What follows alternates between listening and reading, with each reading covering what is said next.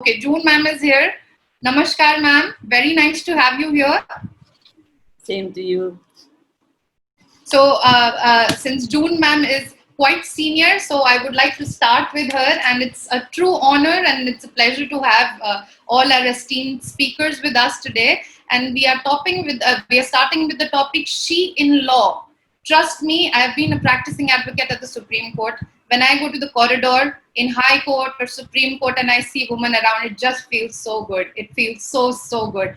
And these are the fierce women who've taken the baton in their hands, and they've been empowering us, and they've been motivating us in so many ways. So let me begin by introducing Mrs. June Chaudhary ma'am. She's a senior advocate at the Supreme Court of India, and she has had an illustrious career spanning over various decades and spread over multiple fields, including law, academia, and politics. Apart from these, she's an avid golfer and is champion in the senior category. Last and most important, she's a mother and has a really soft corner for dogs. In true sense, we can say that she is jack of all trades and also a master in them. So she taught students as a professor at the Department of English in the prestigious University of Allahabad from the year 1970 before she joined the bar in the year 1984. She has also been invited as a guest lecturer and honorary speaker at various premier institutes in the world.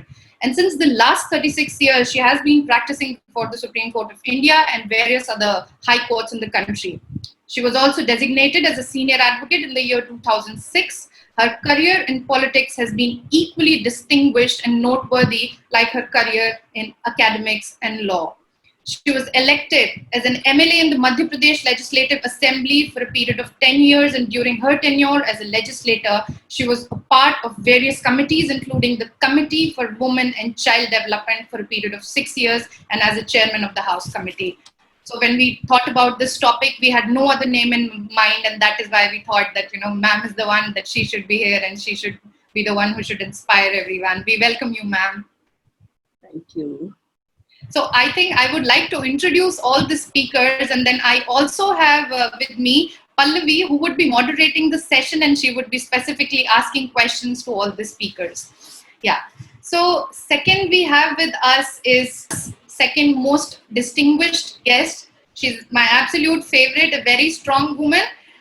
Please welcome Ms. Mahalakshmi Pavani ji. She's a senior advocate who holds the distinction of being the first woman from Karnataka to be designated senior advocate by the Supreme Court of India after a full court bestowed upon her the coveted senior's gown on 23rd April 2015, and the sixth woman in the country to be an AOR. Hailing from Bengaluru, Karnataka, Ms. Pavani pursued her legal education from Bangalore University, from where she earned her LLB and subsequently her MA and LLM degree from Annamalai University. Ma'am enrolled with the Bar Council of Karnataka on 21st August 1992 and commenced practice under the aegis of late Shri K.C. Sivasubramaniam advocate. In 1998, Ms. Pavani joined the chambers of late Shri P.P. Rao, senior advocate, her father-in-law, and commenced practice at the Supreme Court of India. And she's had the esteemed privilege of assisting Shri Rao on a number of important matters before the Supreme Court. In the year 2013, she was elected President, Supreme Court Women Lawyers Association, and a post she continues to hold.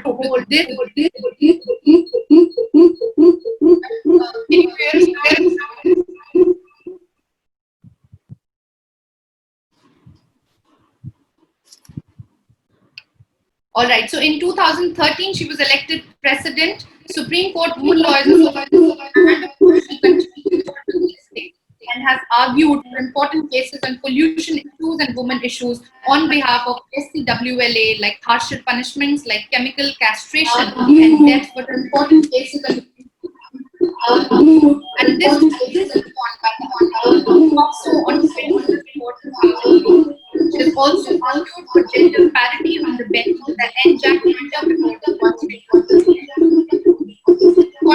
She contributes articles on various subjects on newspapers and legal websites, which are published on 27 a book titled Parameshwara to PP, which was edited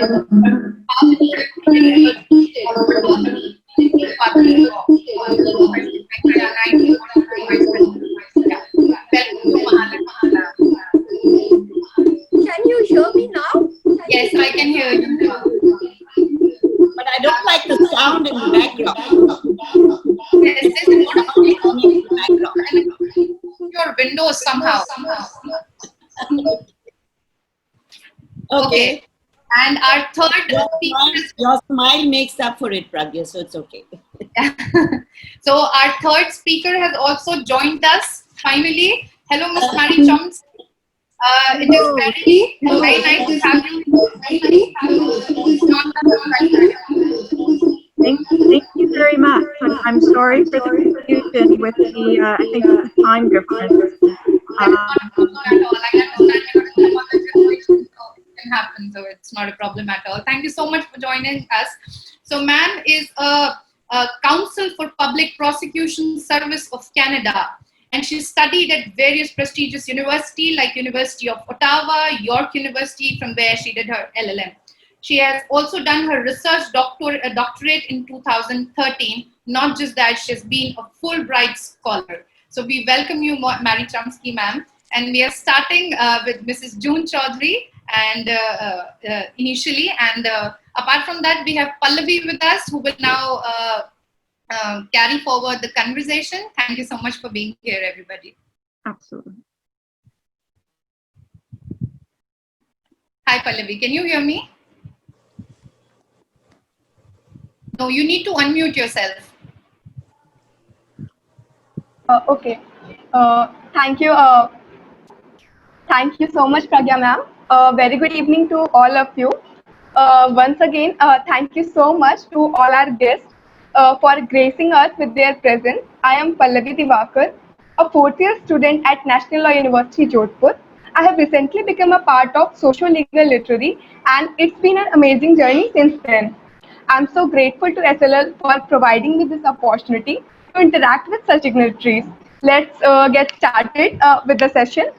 So, Before taking a question, let's just let our speakers share something on this topic, and then probably we can go with the questionnaire session. sure, ma'am. Yes, ma'am. Please go ahead. June, ma'am, please start. We've been speaking too much. That's what lawyers I heard. So you would like to know how I became a lawyer and my journey towards this profession. Well, I never wanted to be a lawyer. Let's be very frank about it. Because I had a very bad opinion of lawyers. You know, I thought that all they did was help dacoits and help murderers and help corrupt officials.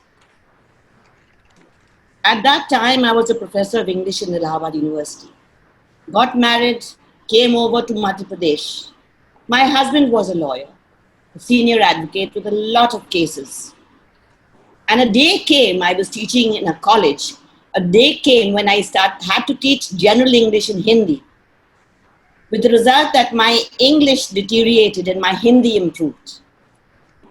So my husband said, enough is enough, you join my profession. So I gave in my resignation, though I loved teaching. And I did my law. At that time, I had 3 children. It was very, very difficult, but I managed, I did well, I got through, and I became a lawyer.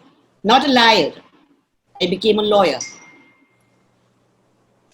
And my first case, on my first day when I wore that black coat and my bands, the first case that was given to me on the criminal side was a bail for cheating. And I remember when I walked in, I had been a professor of English, before that I had been a teacher, but when I walked into that court, you know, it's something very, very different. There's a different order about everything. And then the judge said, yes, and what do you have to say, Mrs. Chaudhary? So I started off on my explanation as to why this person should be granted bail. And I was amazed because the judge kept on asking me so many questions on the Criminal Procedure Code and the Indian Penal Code and the Evidence Act that finally when bail was granted and I moved out of the courtroom, the first question I asked my husband was, does this judge or do judges ask you everything about the particular law in hand? So he started laughing. He said, why? I said, he's asked me everything about the CRPC and the IPC and the Evidence Act. That was my initiation into law. And that was in 1984. After that, of course, I've done a lot of matters. But now I'd like to give Pallavi a chance as to how she got initiated into this profession. A very good evening, ma'am. Good evening, Pragya. And thank you all for inviting me to be part of this the Sam-Samvad program. It's Sam-Samvad, so Socio-Legal Literary Fest. So I'm indeed honored to be here. And Pragya, there was a mistake. I was the 6th woman in the country to be designated by Supreme Court, not an AOR. So that's okay. That's okay. I just wanted to clarify my thing. So my journey into Pragya, you want to know about my journey, how I started the profession? Well, I did my law from Bangalore University, and I enrolled on 21st of August 1992. And I joined the chambers of Mr. late K.C. Shivasubramaniam. He was a very well-known advocate then. And believe me, then in the sense, I'm saying this, why? Because there were advocates who were very reluctant to take lady lawyers. And I was the second batch of the 5th year law course. I never passed out from National Law School, but I did pass out from Dr. Ram Manohar Loya College of Law.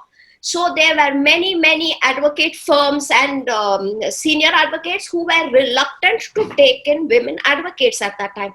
But this gentleman, he said, all right, I will take you, but my working hours are fixed. So it's from 9 to 5. So it suited me, I went. So the first day in office, it was on October 8th, 1992, I started my office. So he asked me to go to the High Court of Karnataka. And then he said, you appear before this judge and you take an adjournment. So I said, what do I have to go and say? Because, I mean, we didn't have, moot courts. We didn't have court experiences, going to court, watching. No, all that was not there. What you all are getting now, you all are getting everything spoon-fed, and you all have got so much of facilities now. I'm talking about 92. So when I went there, I was asked to take an adjournment. And it was Justice N.Y. Hanumantappa. He was the presiding judge. And I had just started my practice that very day. So I went up there and I said, my lords, I want an adjournment. So he looked at me and examined me. And then he said, what's your name? So I said, I'm Mahalakshmi. Then he looked at me and said, which office? I said, K.C. Shivasubramaniam's office. He said, well, madam, when did you join? I said, just today. I started my practice today. He said, okay, you see the person opposite you? He's Mr. John D'Souza. He's the senior most member of our bar today, and he is the respondent in person. So I cannot allow you as petitioner to take an adjournment. And come on, argue your case. I didn't know what to do. I had just tears streaming down my cheeks because I was new. I was not told. I didn't know ABC about the case. No, nothing. Then he said, don't worry. You will remember this day in your life. I was in a state of shock. Am I going to remember this day? He's making me cry. I mean, it was not a voluntary thing. It was an involuntary reaction because of fear. Then he looked at me and he said, it's 10:45 today. You come back at 3. And remember, Mahalakshmi, if you bring your senior, we are dismissing your CRP. Now better get going. Come back at 3. And I apologize to you, Mr. John D'Souza. Please come back at 3 o'clock. So Mr. D'Souza came back at 3. I went to my office. So my senior looked at me and said, what happened? Heavens have not fallen. And remember one thing, madam.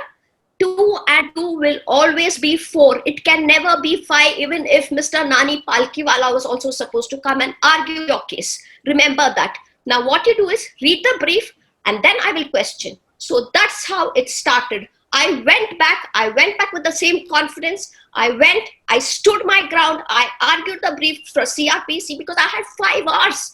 11 to 3. So I crammed it. God has blessed me a very good memory. So touch wood, fingers crossed. But I went, and the CRP was allowed. It was even reported, Sabia Mohidin versus John D'Souza. So that's how my journey began. And believe me, I've been confident from that date. Amazing, amazing. Hello, Ms. Chomsky. Yes, we would love to know how was your first day? How did it came to you? Why did you choose to be in this profession? Sure. Thank you very much to the organizers for having me. I'm honored to be in your presence. So I always wanted to be a lawyer from quite a young age. And I'm not sure why, because I'm not from a family with lawyers, but somehow the profession appealed to me. I always loved English, the language, and I saw law as a way to play with language, to interpret language, and I thought there'd be a place for me in law. So I attended law school in Toronto at Osgoode Hall in the early 90s. And when I graduated, I obtained an articling position with the federal government, so the Canadian Department of Justice.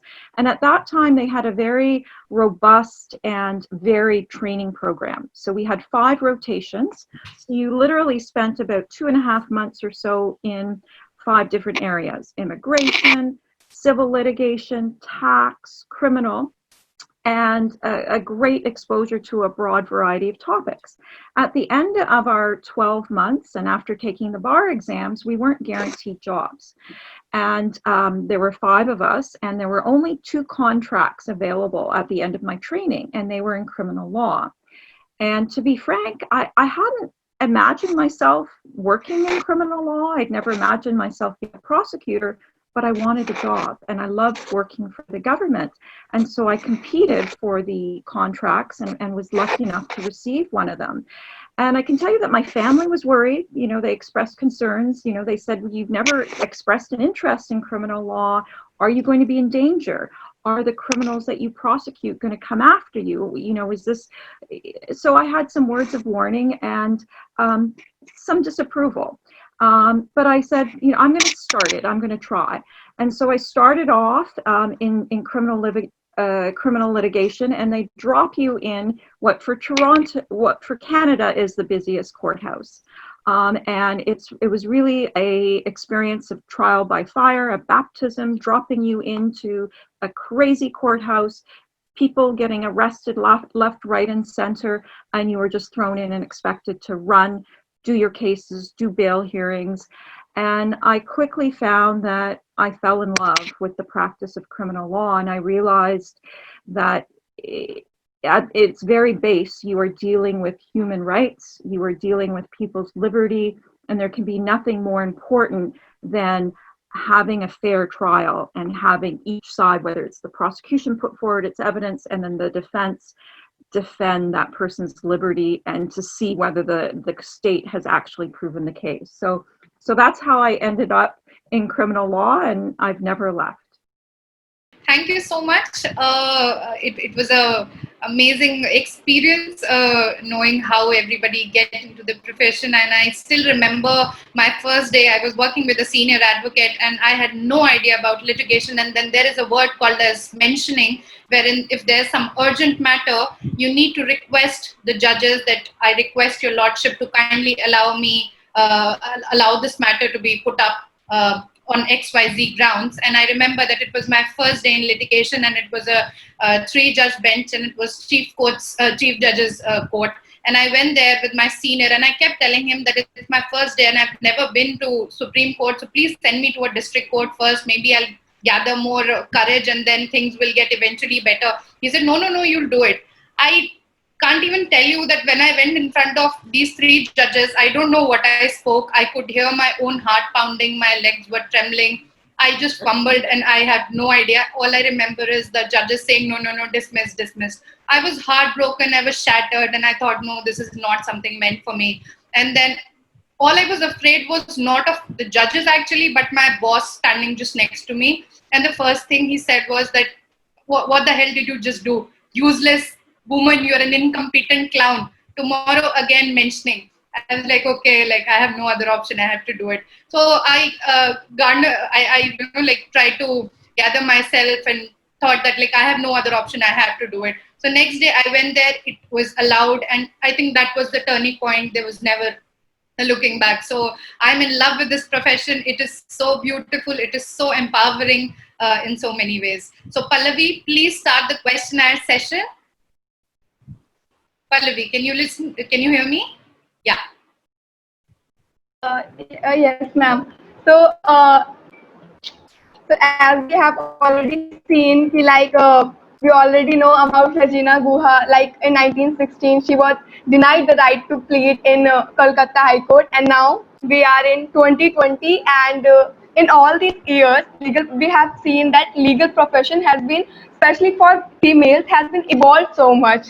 So, like my first question is going to be on these lines only. Ki how the panelists think the legal profession for females has been evolved in all these years. I think this question is not very appropriate for Miss Marie, so we can take some other question for her. But yes, if June ma'am or Mahalakshmi ma'am would like to take this question, yeah.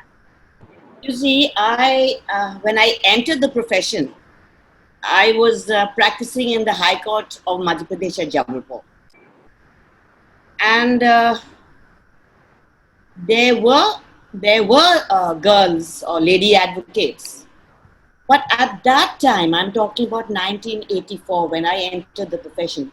At that time, there were very few who could argue. Now remember one thing, that we ladies, we women, we face a bias right from the beginning. I was very, very lucky that I was the junior of my husband.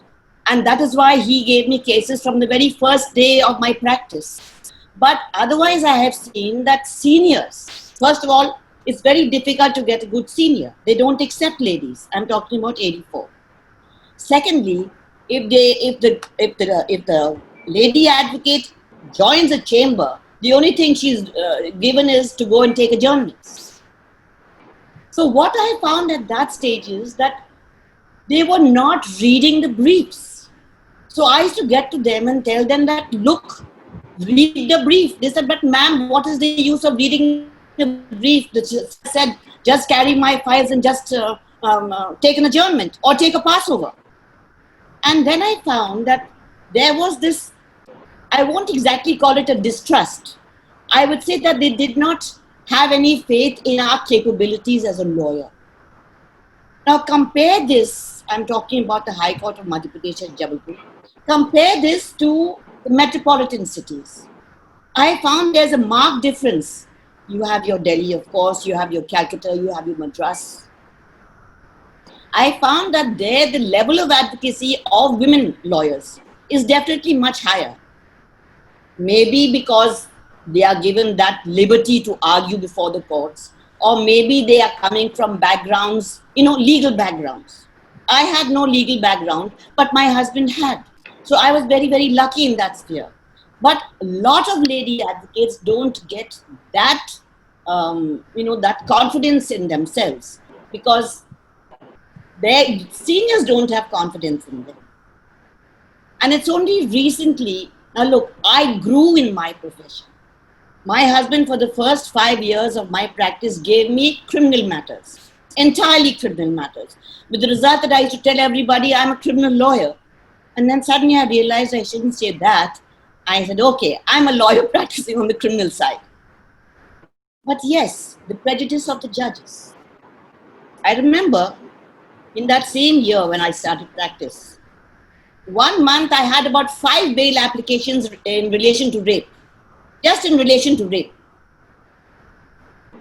And on the 3rd day, when I argued for bail, the judge looked at me and said, Mrs. Chaudhary, don't you have any other cases? And I looked at him and he said, why? And he said, you see the type of cases that you're arguing. And I told the court, I said, sir, I am a lawyer, first and foremost.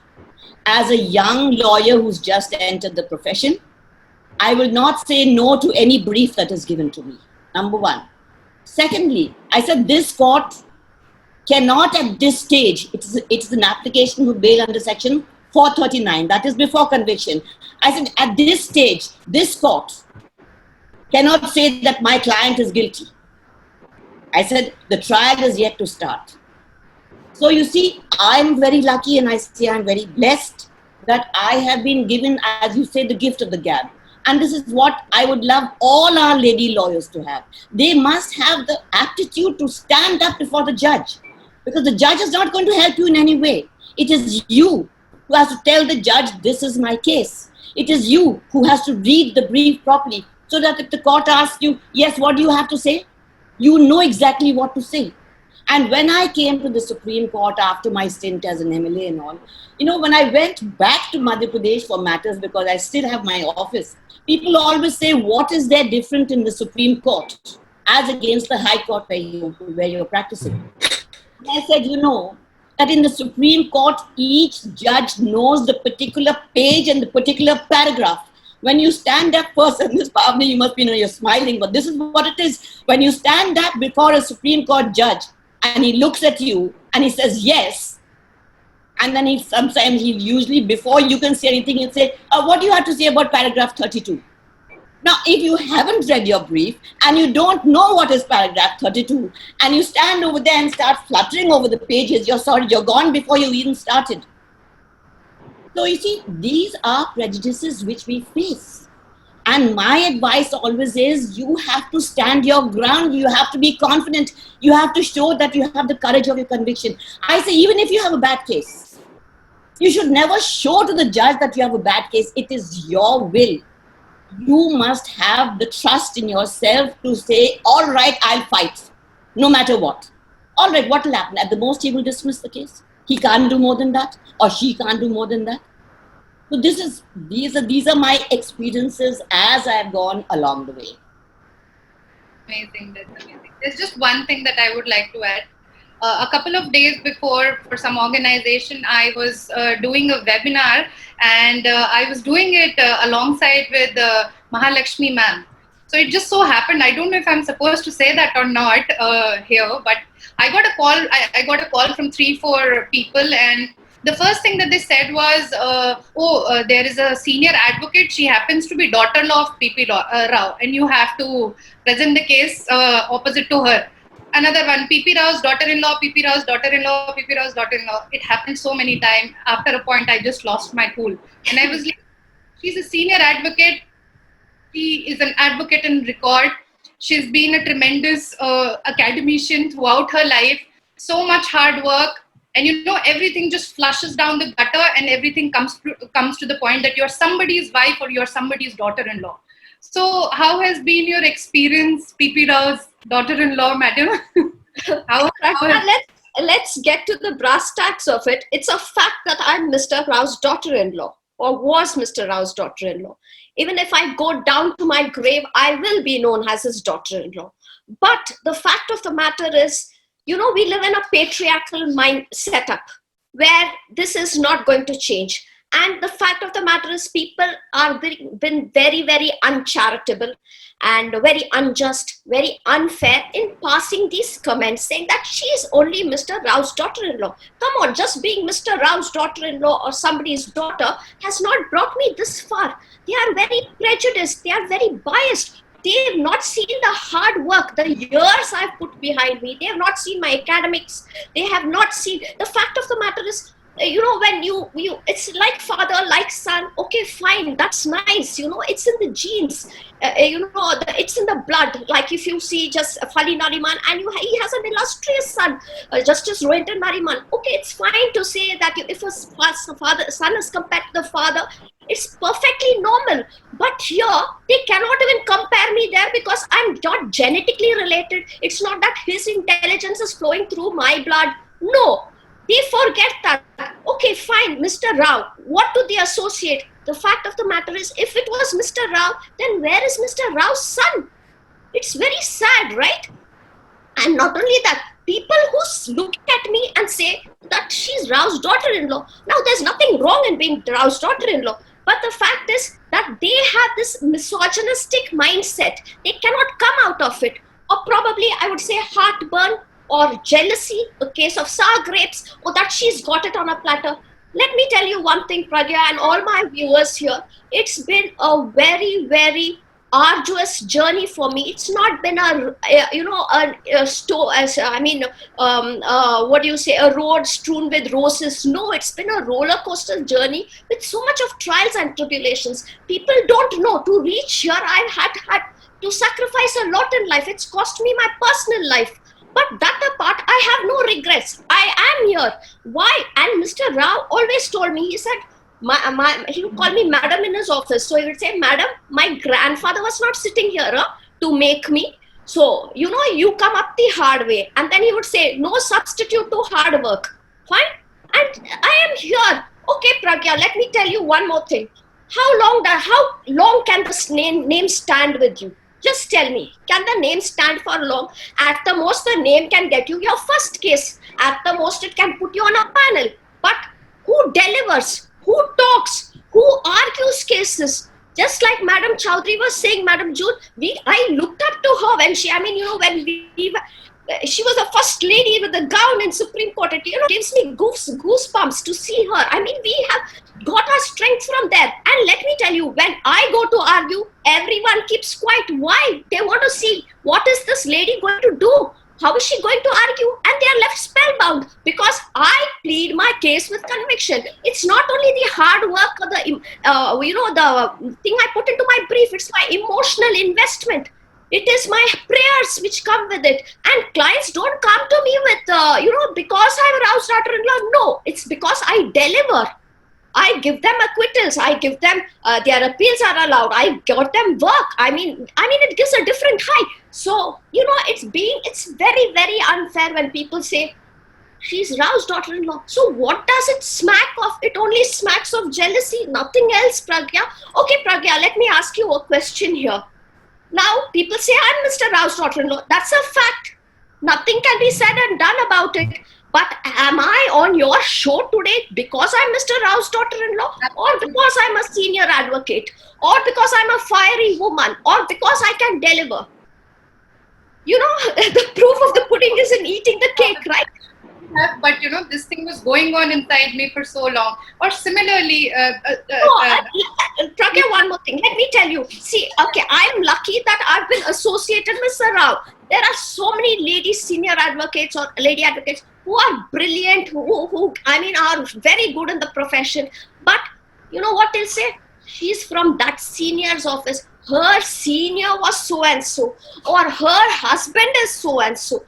So they cannot digest the fact that here is a woman, she is excelling in her field, she is being successful in her field just because she's able to deliver. They can't.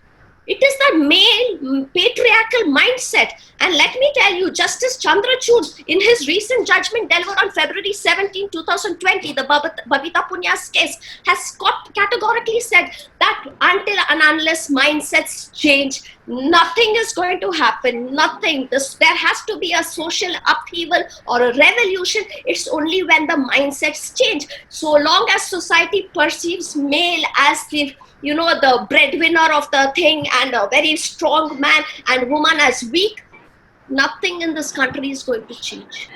Thank you for that. I'm so sorry for bringing this up. Similarly, talking about... It's like water off a duck's back. It doesn't affect me at all. And there is one plus point in being Mr. Rao's daughter-in-law. I'll tell you what. I was protected. Others may be facing a lot of sexual harassment cases there, but probably I had 90%, I was safe. Maybe 10%, some stray statement here and there, or some rant from the judge, or somebody, saying something else to me.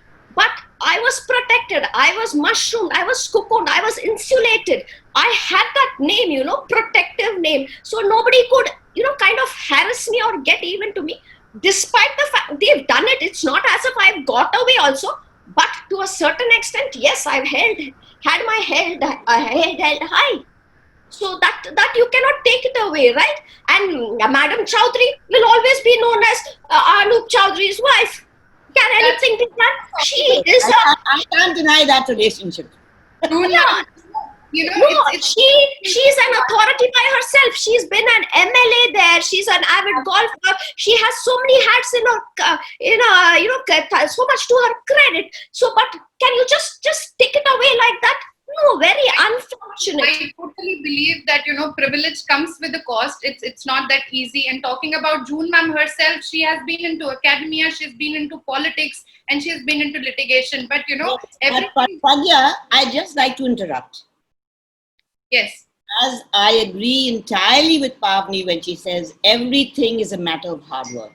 Do you know that in Jodhpur, where we had our offices, my office was the first room and the second was my husband's, and he was a senior lawyer. And clients used to come in, look at me, and I used to say, I'm also a lawyer, and they said, no, we want to meet Mr. Chaudhary. So they just walk through my room and go and meet my husband. 10 years I labored. 10 years, hard years of labor.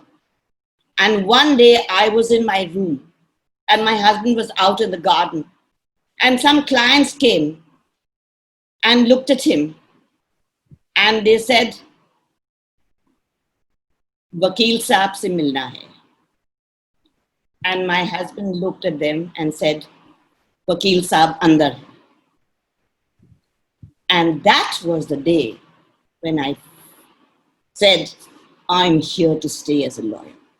So that was the grit, that was the determination. I still remember them walking, and then my husband later smiled, came and said, look, this is what has happened. The table has turned. I said, no, the table will never turn as such.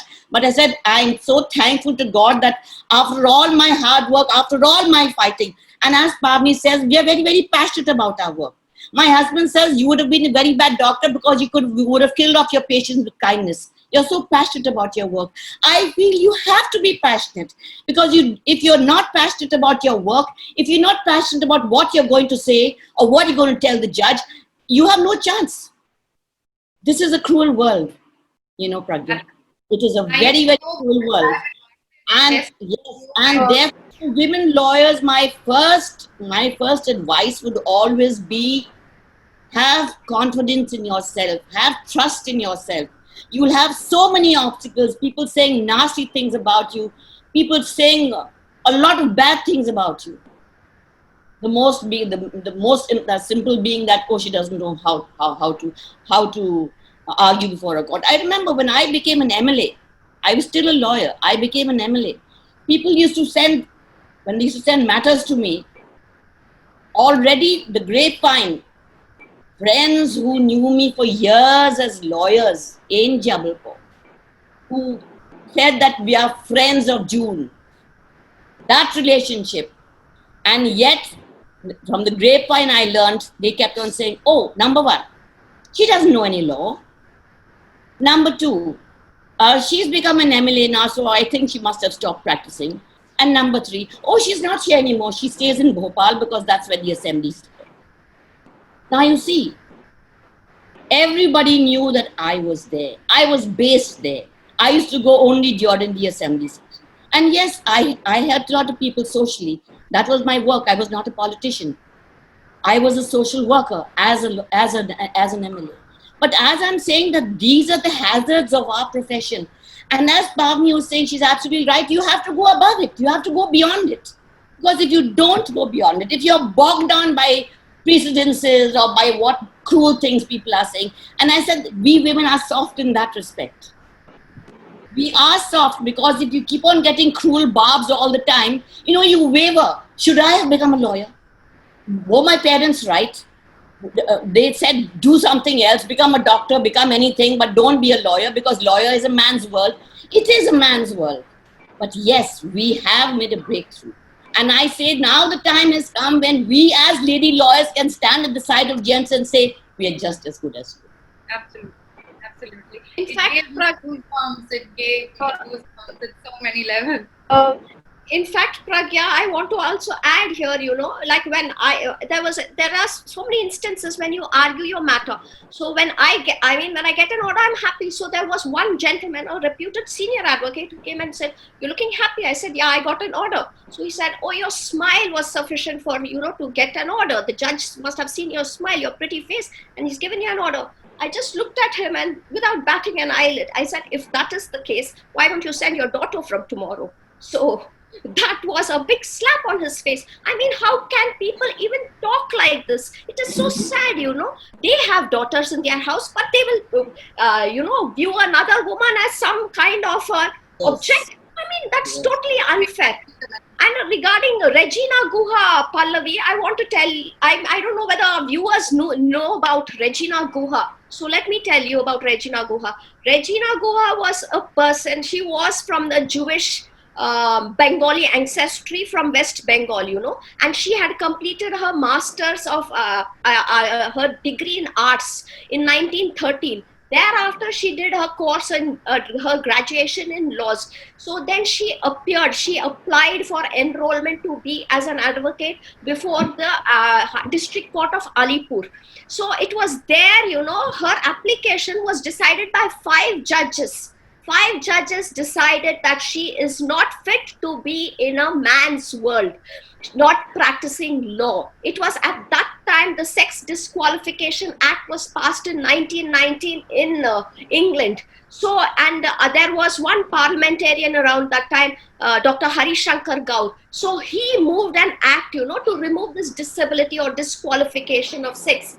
So it was the Legal Practitioners Act of 1923. So after that, there was no looking back. So we had our first judge, Anna Chandy, in 1937.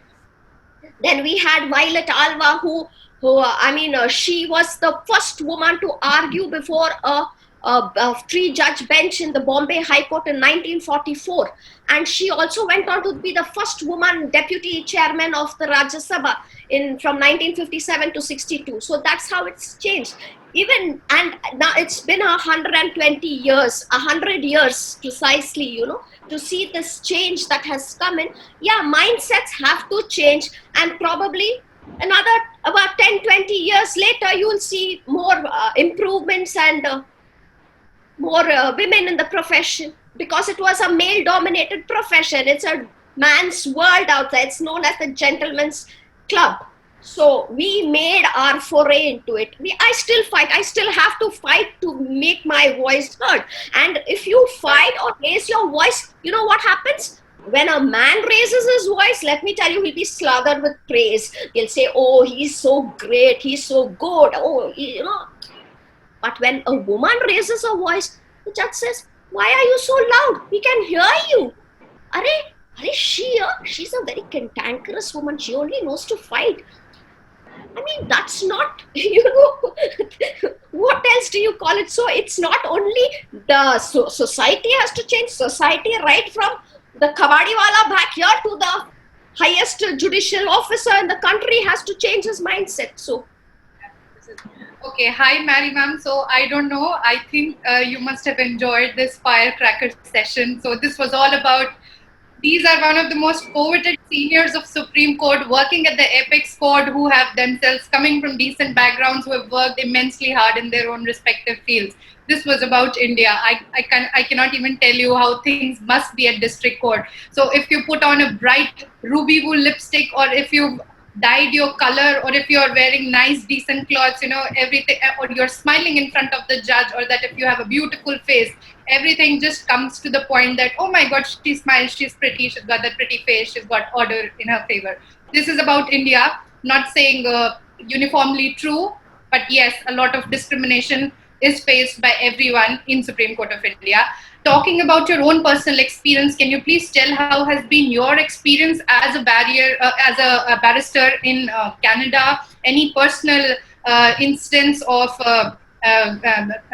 feeling that you are a woman, you shouldn't have been in this profession, or any sort of discrimination that you felt as a woman barrister? Mm-hmm. Absolutely. I've enjoyed the discussion and what formidable advocates and opponents you have. There are considerable barriers to being a female lawyer in Canada as well, particularly practicing in criminal law. And I'll share 2 stories with you. first, when I was first placed in that old city hall, that, bastion of craziness and litigation, and I remember, one of the most important roles that we have as criminal prosecutors is to plea bargain, because there is no way that you are able to bring every case to trial. And I remember sitting on the bench outside of a courtroom, and I had several cases one day, and a very senior defense lawyer came up, and he immediately saw the leading police officers, the number of police officers that were there as witnesses. It was trial day. And what that senior defense lawyer did was he refused to speak to me. He went straight to the police officers and negotiated with them, because he felt that they were the ones that had the power, and if they agreed to the plea bargain that his client would plead guilty to a lesser offense for a shorter sentence than was originally asked for by the prosecutor, then the deal would be done. And I remember seething and sitting on that bench and thinking, how dare they, that I'm the prosecutor here, he should be speaking with me. And then I thought to myself, calm down. Do not let your emotions show. Just sit here quietly. And I realized they can speak as much as they want, but I'm the prosecutor. I'm the one that has the power to speak in court, and there is going to be no plea bargain, no deal without me authorizing it and agreeing with it. But it had offended me to the core, and I can't remember what actually happened, but I do remember that sense of calm that came over me when I was able to say to myself, no, regardless of what they are doing, the power rests with you, and you are not going to allow yourself to become rattled. But it was not easy. A second story, I remember a few years into my practice, I was doing a very complex litigation case, and I had two very senior male members of the bar that were defense lawyers that were sitting, that were defending a CEO of a large company who had been brought up on tax evasion charges. He claimed that he forgot about his share options of millions of dollars that he had exercised and failed to declare on his tax returns. And they used what I would say was almost mental warfare against me. And what they would do when I would be making legal arguments, both the senior and the junior male lawyers on the other side, is that they would mouth insults to me softly enough that it would not be picked up by the judge or the court reporter, but loud enough so that I could hear. And one of the insults that I remember them saying was, "She's so stupid." And that also rattled me. And I do remember going home at night and crying, and sometimes some days being so upset by these insults that sometimes my composure was a little bit shook. But I tried to maintain my composure in front of the judge. And I got through it, but it was extremely painful. Now looking back, I wish I had dealt with it in a different way. Now looking back, I wish I had said something like risen to my feet and said, my friend is saying certain things. I'm hearing, and maybe repeat one or two of the phrases. Would my friend like to say this on the record? But I didn't do that. But I maintained my calm. I maintained my ethics. I promised myself that I would not stoop to their level, and I would not retaliate with the same sort of unethical, unprofessional behavior. And I do remember at the end of the trial, the senior lawyer did make a remark that I thought was in some way a bit of an apology.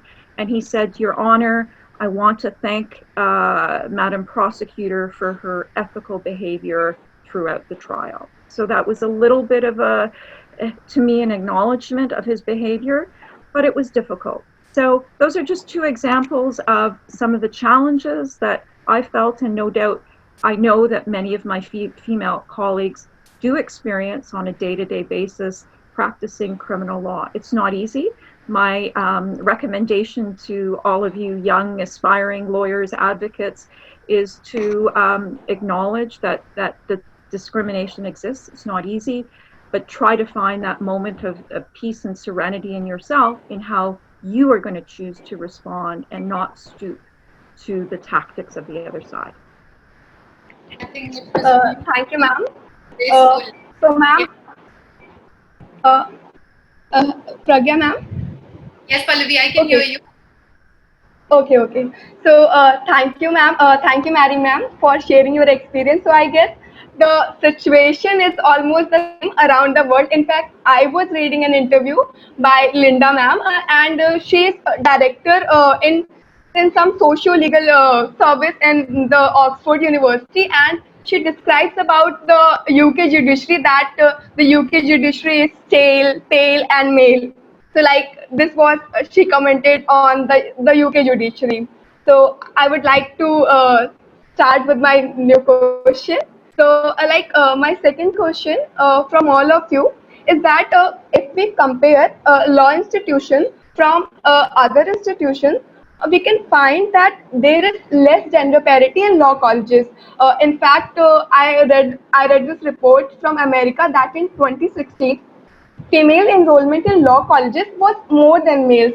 The same can be seen in Indian law colleges, especially in NLUs. So, ma'am, despite the improved statistics in terms of female enrollment, we have only 3 female judges in Supreme Court currently, and 73 female judges in high courts currently, and there are 3 high courts, for example Uttarakhand, Chhattisgarh and Himachal Pradesh, where there are no female judges at all. So and this is not the case only with the judiciary.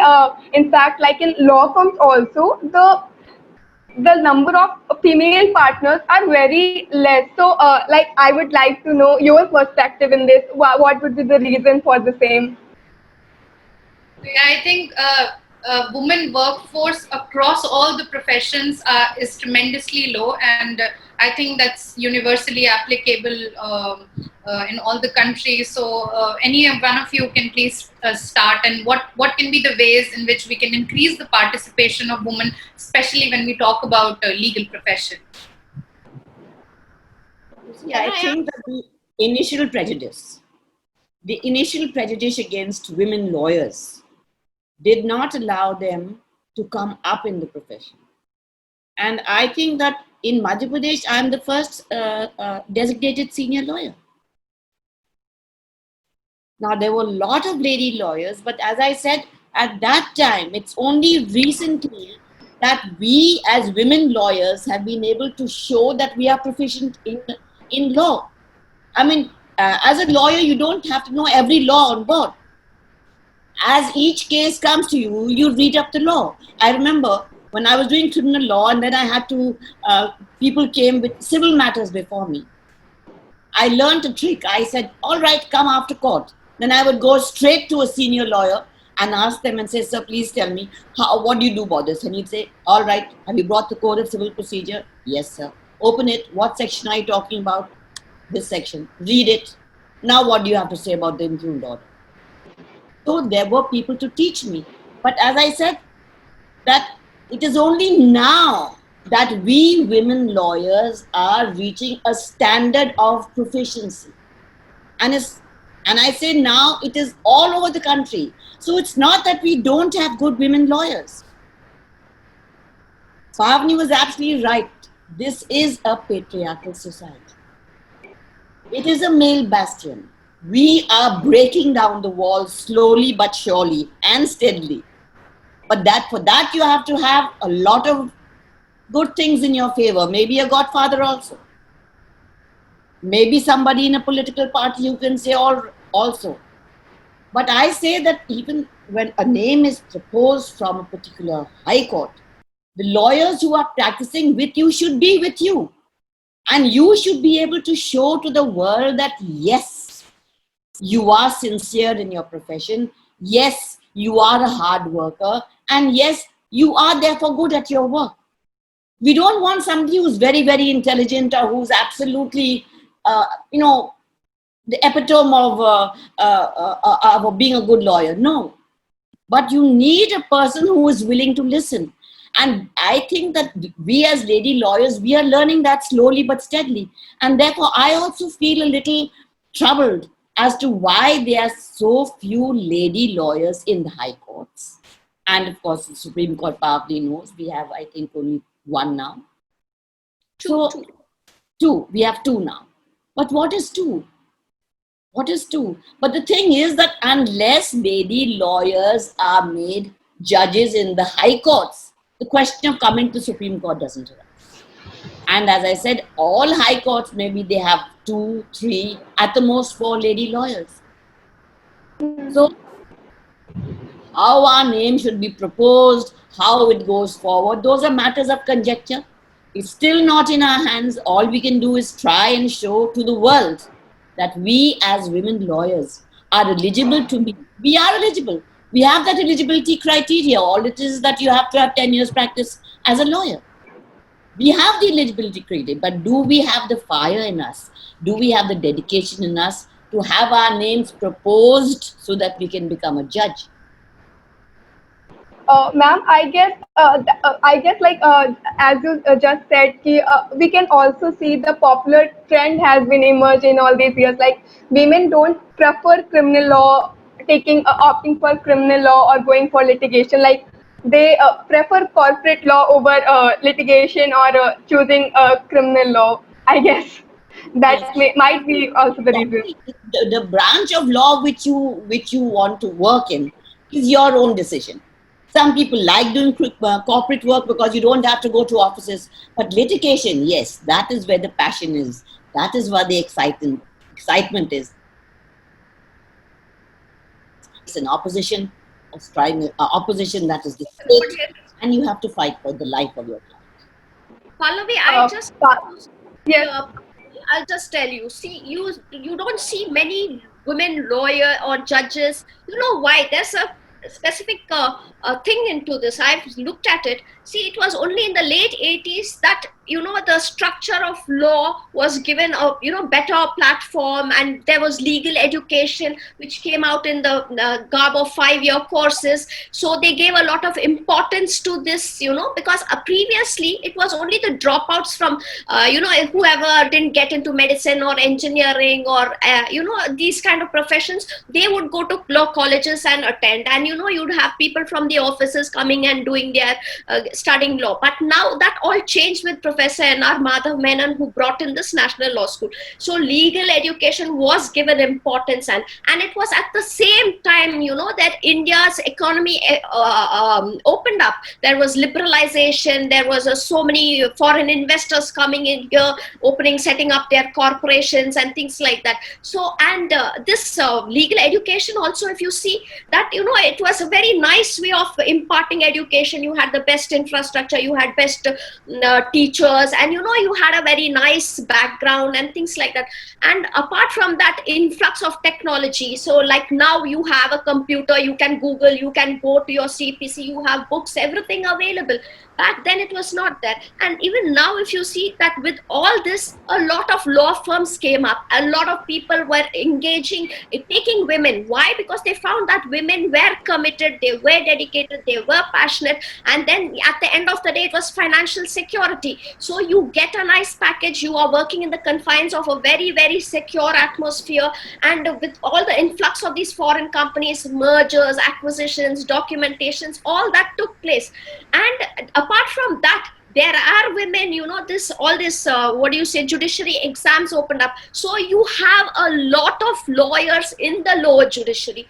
To be very frank with you, there was an intern of mine. She went on to become the youngest civil judge. She cracked the exam. She was the #1 topper, and now she's in the judiciary of Telangana. So there are many women. And another thing I want to tell you, in 2015, I had the opportunity to argue before 5 judges seeking gender parity in the NJAC case. So that time there were only 63 female judges in the High Court. But today, in 5 years now, there are 10 judges. So it is a change. It is going towards the positive. The graph is going up. The first lady judge of Bombay was In 1978, Ms. Sujata Manohar. Then we had Leela Seth. She went on to be the first female judge of the Himachal Pradesh. So it's not as if we are going back into the ancient Stone Age. No, we are moving forward. The graph is rising. Forget judiciary. There is institutional bias. Can you just show me one lady female advocate who has been the president of the Bar Council, chairman of the Bar Council of India, or chairman of state bar councils, or president of any bar associations across the country? No, but Pakistan had. Pakistan saw Asma Jahangir. She went on to become, but till today, we have not seen. But yes, I still have hope that we will see a female president of the Supreme Court Bar Association. We will see a Bar Council chairman headed by. We will see a First Lady Attorney General. We will see the First Lady Chief Justice. I have faith, and things will change. It's not going to remain the same. And Madam will, all of y'all will agree. You're all new blood, fresh blood. And let me tell you one more thing.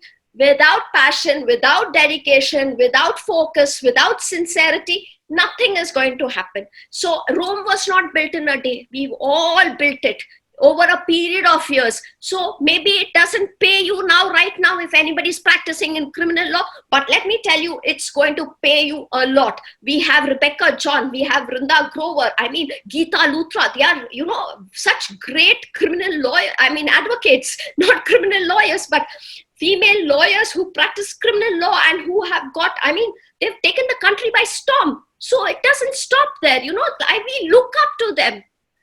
We have Meenakshi Arora ma'am in the corporate side. We have Vibha, we have Madhvi Diwan, we have Aishwarya Bhati as the additional Solicitor Generals. So it is a trend forward. I see it as a beautiful journey, and I'm going to ensure I have hopes that all of y'all will put in your best to reach where you'll want to be.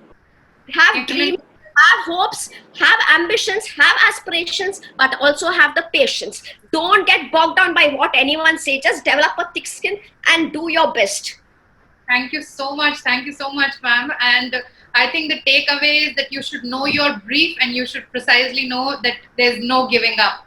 There has to be not only that, see, ma'am correctly said that you don't have to know everything. For me, every brief is a new chapter. I study the brief from cover to cover. I make my notes. I look up the laws. I go there, and with confidence and with conviction, I argue my matter and I give it. It's not necessary. Senior advocate means, oh, does she know everything? How is it that she knows? Oh, she doesn't know anything. That's not it. You learn every day. Please tell me which male advocate in this country knows all the laws of the country? None. So, Mary ma'am, do you have anything to add on this? How do you think is the woman workforce in your in this profession in Canada specifically? Has it increased over the period of time? Do you still feel that there are gray areas where things need to be done very sincere manner, that we need to have more participation? How about judges versus advocate number, the ratio as in context of when we are talking about female judges and female advocates? So how is it in Canada? So I think in Canada there are at least 50% or slightly more in law school. I think females find in their first 5 to 8 years of practice that they're keeping fairly the same momentum as the male lawyers. But at around the 7-8 year mark is the time where things start to be different. And that's often the time in women's lives where they're deciding to have children. And that has been found to be a great problem in allowing women to advance in their career or even to maintain their career. There are very few female partners at the large law firms in Canada, and I believe that's very much true throughout North America, because women decide that the demands are too much and that they want to be a mother who's present in their mother's life, and they don't want to necessarily pay the demands that the firm allows. So the profession is not as flexible as it really needs to be. There's a lot of talk about flexibility, but not necessarily that it exists. Women, I think, make up about 30% of the judges. There is a concerted effort to try to make sure that most of the appointments are equal, but we still don't have equity. And I think one of the problems is, and I think it's been mentioned here, is that women, and I myself can be guilty of this, do not necessarily feel comfortable to put their names forward. So we as a gender can sometimes look at a list of criteria for a job and self-select ourselves out and determine that we are not yet qualified before actually letting the community decide that. Whereas men on average may look at a list of qualifications and decide, well, I meet 3 out of the 10, that's good enough, I'm going to put myself forward. And so I would just encourage all of the young lawyers to be careful about removing themselves from the competition prematurely, and also to think creatively about their careers and to think about their careers in stages. One of the things that I did that I'm so grateful for is about the 10-year mark. I'm now at the 23-year mark in my career. I decided to take a year off to do a master's. And I wanted to delve more deeply into some legal issues that I loved.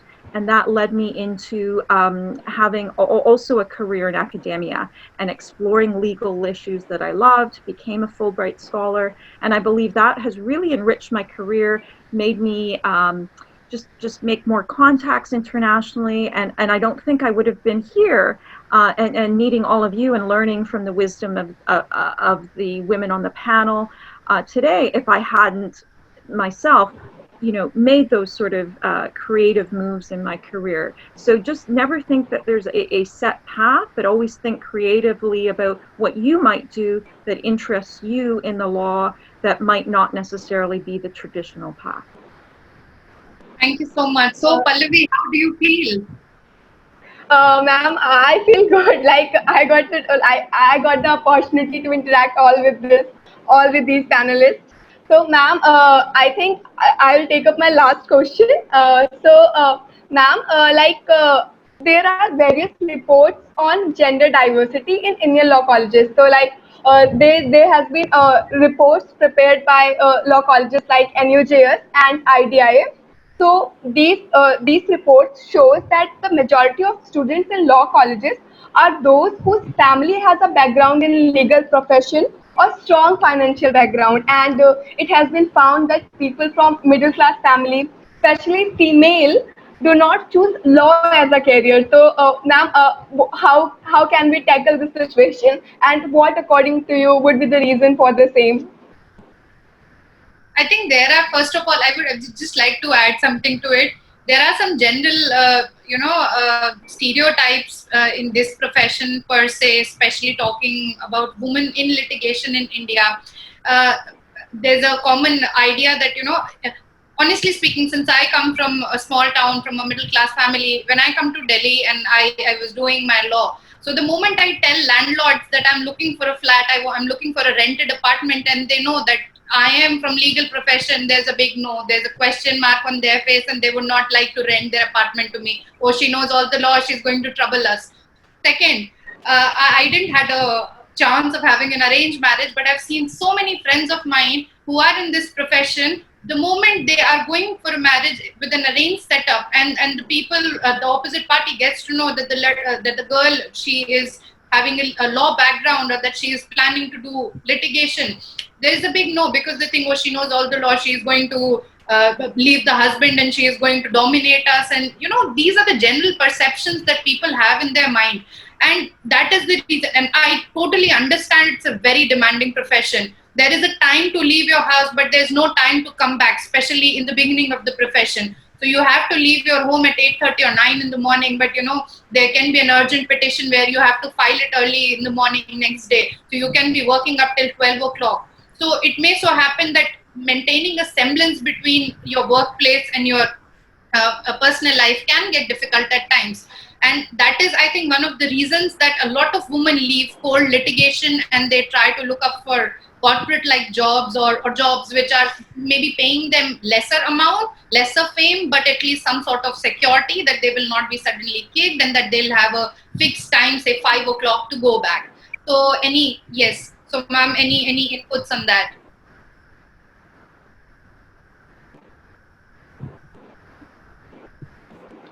What do you say, Pavani? Well, Any profession that you take, any profession that you take, demands something from you. Demands some sort of sacrifice. It's your choice. Not the choices are yours. The options are yours. Would you like, as Pragya was saying, a corporate job, 10 to 5? Or do you want to go into litigation, which is much, much more exciting? Maybe I'm prejudiced because I love litigation. My daughter was a corporate lawyer, and we dragged her into litigation. So then they are the choices, they are the sacrifices. But I would still say that if you are interested in your profession, if you can give time, after all, for any profession, if you are a working mother or a working sister or a working wife, then the option is yours as to how much time can you give. And usually, as I said, in India, yes, once a girl gets married, then she has the additional responsibility of, if she's living with her in-laws, then there's problems there. Or if she has small children, she can't leave the children and come to work because there are no proper creches available till such time as the children go to school. So these are I wouldn't say obstacles, but yes, certain like stop-ups in your profession and the way you go up. So it's all up to you. What would you like to do? The first thing is, what would you like to do? And if you have a husband who cares and wants his wife to do well, to go on with her profession. I was very, very lucky. My husband pushed me into doing my law. I can never be grateful. I can never be grateful enough to him. But it's not that with every family or with every woman. So you have to decide. That is your option. That is the sacrifice that you have to make. Now, for example, I'm here. My office is in Jodhpur. I can't go there. My family is here. But I have a lot of opportunities here, but I always feel sometimes that I have more opportunities there. Because over there, I am at the top. I'm right at the top there. You see? Here, I'm not. And then you see, law is such a profession. It's like a doctor's profession. You may be very good in your profession, like a good doctor, a good lawyer. But you have to have openings.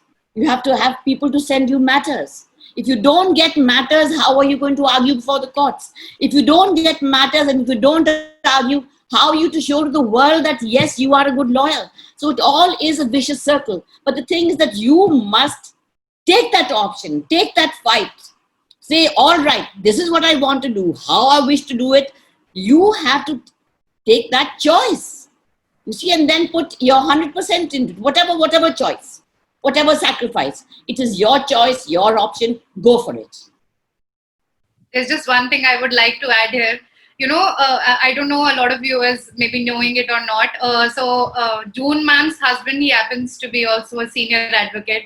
The way he takes your name, the way he fondly talks about you, I mean, I'm so sorry, but it's so amazing. So I totally understand that, and I think it's not about being grateful, but it's so blessed. It is such a blessing in a way that if you have a supportive spouse, if you have a partner who will walk with you for extra miles, who would never have that sort of alter ego, you know, you can just sky's the limit. So, you know, I've always seen that with Anup sir, and I think that is one thing I would like to tell everyone, that it's amazing to see that husband-wife chemistry between the two of you, and I've always seen the two of you together. It's beautiful. Yeah. You know that Mr. Fali Nariman, when we first came here, he said, you know, you have created history in the Supreme Court. So we both shocked. We said, why? He says, you all are the first designated couple in the Supreme Court. I didn't know that. You know, it gave you a very, very good feeling. Yes. That's for that. Yeah, Pragya, let me tell you, everyone is not lucky like ma'am, June ma'am, okay? I am a living example of that. I have had to struggle so much. I had to come out, you know, my husband was not a man who would promote his wife. He had a lot of egos.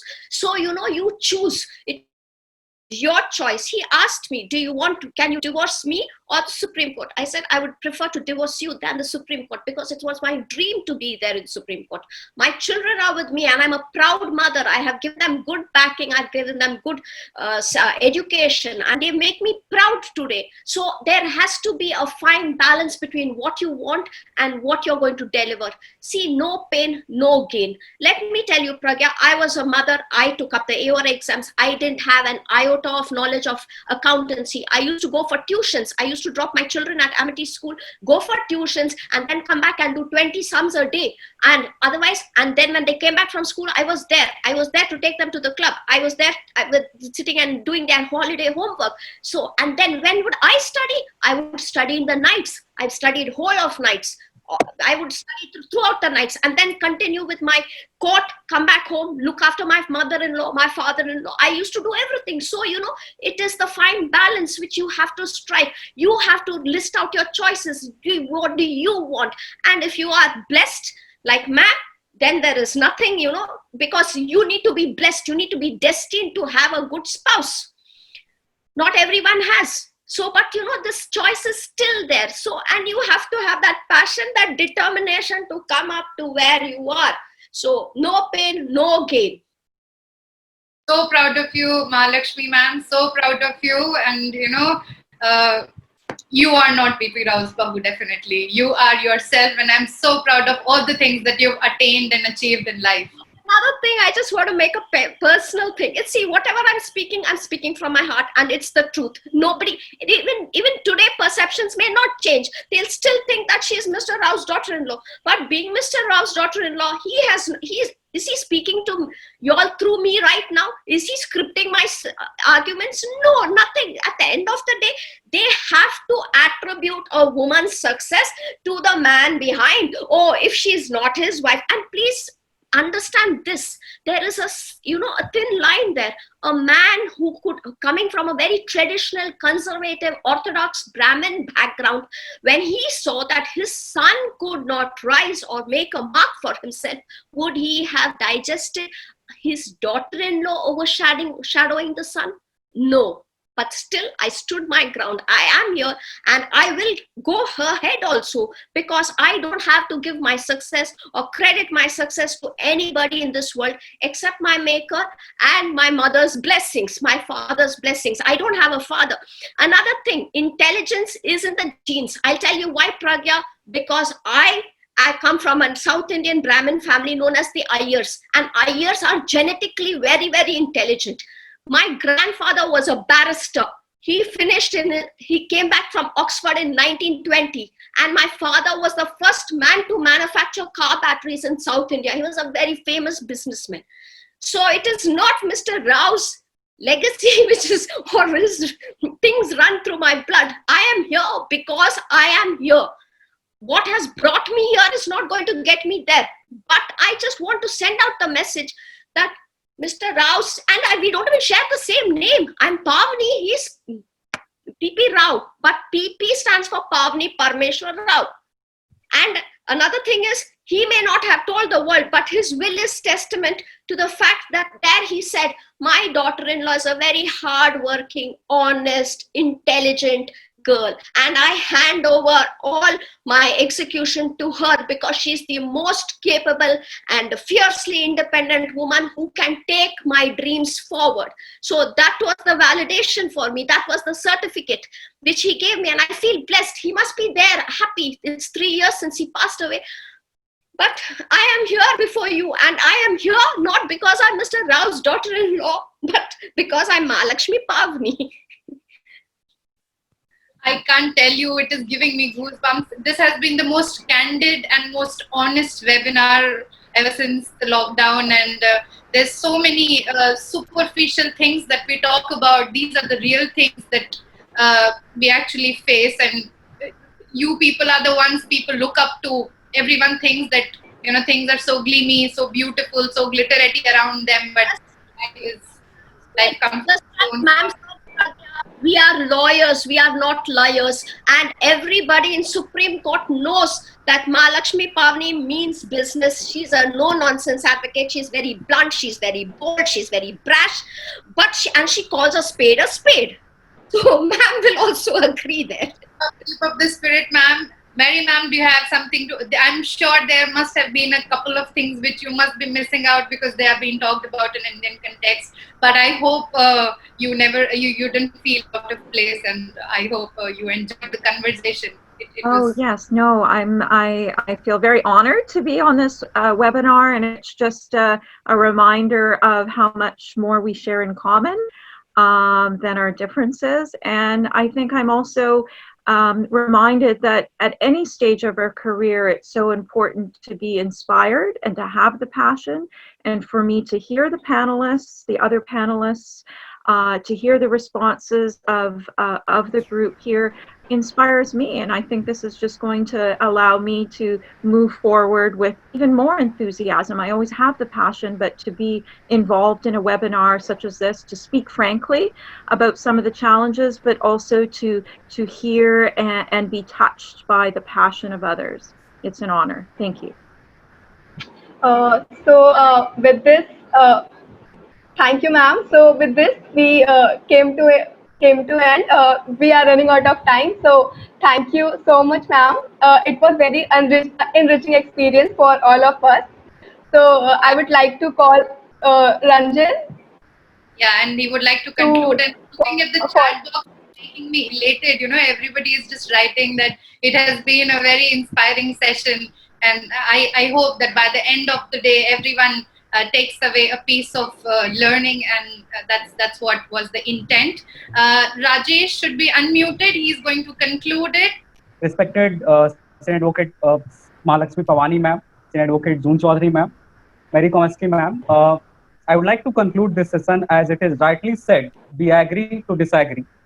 We live in an extraordinary time, a time when the truth remains behind the walls and gets replaced by WhatsApp forward, what Joseph Stiles called information dissymmetry. I quote Katie Saha's speech in Constant Assembly on equality. One important condition of equality is that no restrictions can be placed in such matters on any human beings on the ground of race, sex, speech, creed, or color. All these have in the past used as excuses for exclusiveness, which must go if equality is to be real and effective for all the person. That's what our idea was, to committed have a social and academic standard which a constitutional democracy please to its citizens, and that was SLL idea of Sam-Samvad. We would like to thank you all, our chief guest Flavia Agnes ma'am, panelist Ms. Pallavi Parikh, founder Ungender and Conduct, Devulna Saha, founder Internship Bank, Pallavi Pratap, managing partner Pratap and Pratap, Sarvaya Sangwan, senior journalist BBC, Diksha Sharma, senior feature correspondent The Quint, Anuradha Bhasin, executive editor Kashmir Times, senior advocate Mahalaxmi Pavani ma'am, senior advocate June Chaudhary ma'am, Marie Comiskey, senior prosecutor of Canadian Prosecution Service, gracing us with their presence, our fellow teammates, especially Kundan, Priya and Abhishek, for all their technical and managerial support, Pragya, Soumya and Pallavi for moderating the session. We also thank our collaborative organizations, Vidhivarenyam and the founder Pragya Parijat Singh. We also thank our media partner in an EVC publication, especially Bhumika Andolia, Assistant Manager Legal EVC Group, Dr. Sumit Malik, Director SSC Online and EVC Group. I thank each participant who participated in this conference. I also thank Mr. Amlan Misra, Mr. Abhinav Srivastav, Rajat Sinha and Akash Mukherjee for their contribution as a part of paper review committee by the participants. But last but not the least, I thank all the participants for their patience and participation. We promise you all that Sam-Samvad 2021 would be more lively and fruitful by physical means. With this optimism, I would like to thank you all.